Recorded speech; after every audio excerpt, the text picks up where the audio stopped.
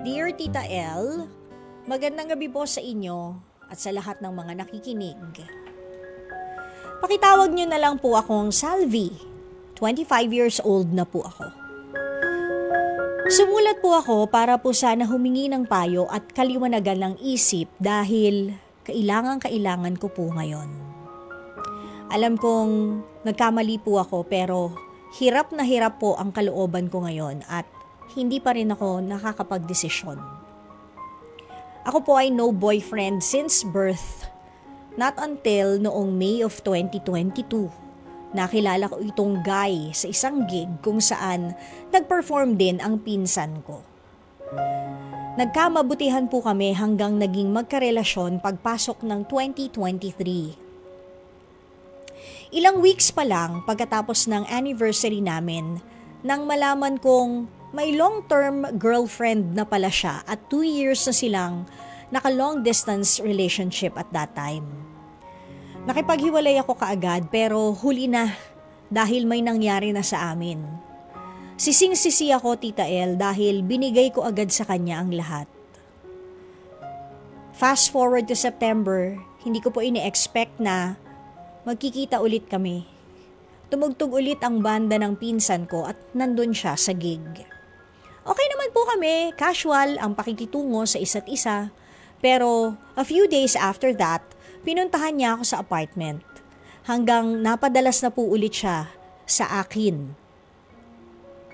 At may nangyari na naman po ulit sa amin. First week ng November, hindi po ako dinatnan ng period ko, Tita L. Di ako nag-overthink at inisip kong delayed lang siguro.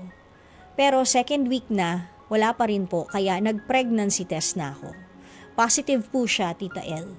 Positive po na buntis ako. Hindi ko pa nasasabi sa mga magulang ko dahil gusto kong makapag-decide muna kung dapat ko bang sabihin pa sa tatay ng ipinagbubuntis ko o sasarilinin ko na lang. Paano ko po ba dapat timbangin ang sitwasyon ko ngayon? Sana po matulungan niyo ako. Hanggang dito na lang po at maraming salamat, Salvi. Salvi, when you did it once, that was a mistake.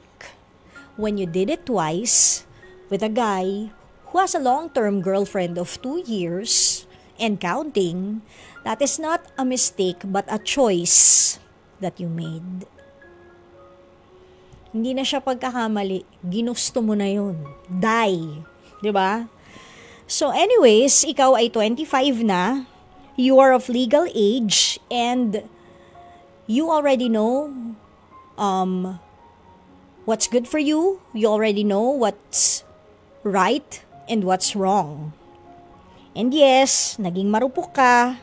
At sa pagiging marupok mo na yon, ang bata na nasa sinapupunan mo ang naging bunga. So kung tatanungin mo, sasabihin ko dito sa ex ko, yung tatay ng ipinagbubuntis mo, sasabihin ko sa kanya na yung pinagagawa natin nung nagkita tayo ulit, nagbunga.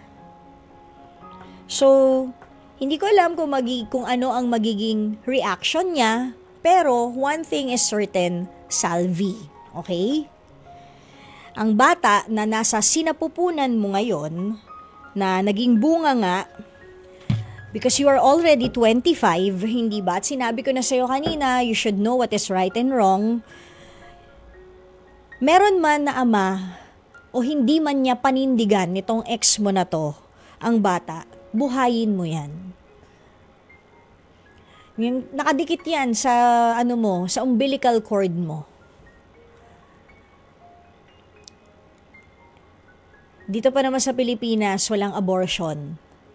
Illegal, meron. At kasalanan. 'Di ba? Lalo na if you're Roman Catholic. So, buhayin mo yung baby.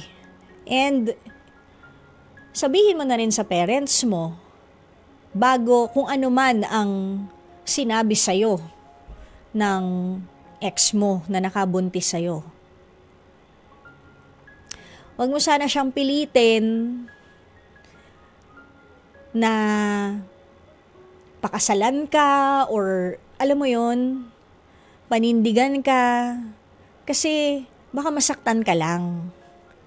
Minsan kasi it doesn't work that way anymore. But I'm proud of you because nung nalaman mo meron na siya talagang long term o long time na jowa, iniwan mo siya. Yun lang. Medyo nadapa na naman po tayo doon sa, alam mo na, nung nagkita kayo ulit. So, 25 ka na and mahirap man na maging magulang, lalo na kapag hindi ka prepared. Sometimes,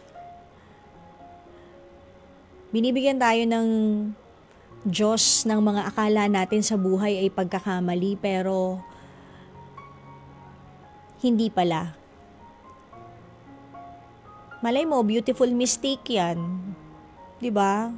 For all you know na sa mga panahon na ikaw ay nasa kadiliman, malay mo yung batang yan ang magbigay sa'yo ng happiness, ng na mas maging responsible, 'di ba? At higit sa lahat, ang batang yan ang dahilan kung bakit katatawaging mother. So sana, Salvi, huwag mong ipalaglag yung baby. Meron o wala siyang tatay, buhayin mo ang baby mo. Okay? So, yun lang. Sana nakatulong. Okay?